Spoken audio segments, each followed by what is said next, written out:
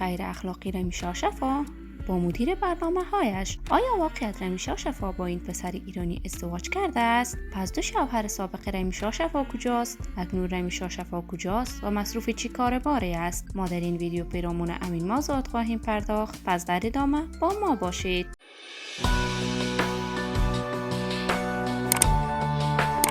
سلام، شما را خوش آمدید میگم به کانال دنیا اینفو. امید تا آخر این ویدیو بیننده ایمان باشید.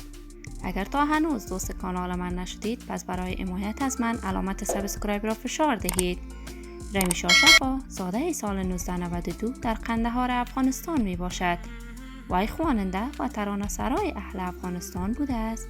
ترانه های وی به زبان های دری و پشتو بوده. رمیشا شفا بعد از سال 2015 تا کنون برای صنعت هنر خوانندگی در افغانستان همکاری داشته است. رمیشا شفا یا مریم رشید تنها فرزند خانواده خود بود. وی زمانی که فقط 2 سال داشت، مادر و پدرش توسط گروه طالبان به قتل رسید و از آن پس سرپرستی رمیشا را یکی از بستگان به دورشان بر عهده گرفت.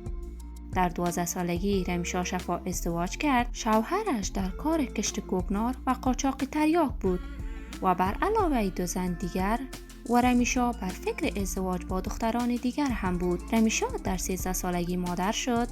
وی به کمک یکی از دوستان پدرش به کابل فرستاده شد و به خاطر ادامه تحصیلات در بورسیه امریکا به امریکا رفت. وی به خاطر آوردن دخترش به امریکا با یک سرباز امریکایی ازدواج کرد و چندین سال را من حیث ترجمان با سربازان امریکایی در ولایات مختلف افغانستان همکاری داشت. رمیشا شفا با به دست آوردن هدف خود و آوردن دخترش به امریکا از شوهر خارجی خود جدا شد و اکنون لیسانس و ماستری را در امریکا اخذ کرده است و اکنون در مقطع ماستری تحصیل می کند. رمیشا شفا با نشر تصاویر از خود در صفحات مجازی بیان کرده است: من با یک پسر ایرانی که مدیر برنامه‌های من است ازدواج می کنم، که این خبر بازتاب عجیب در صفحات مجازی داشته است. رمیشا شفا همیشه به زبان پشتو صحبت کرده است و همیشه بیان کرده است: من پشتون هستم و همیشه از لسان مادری خود حمایت می کنم.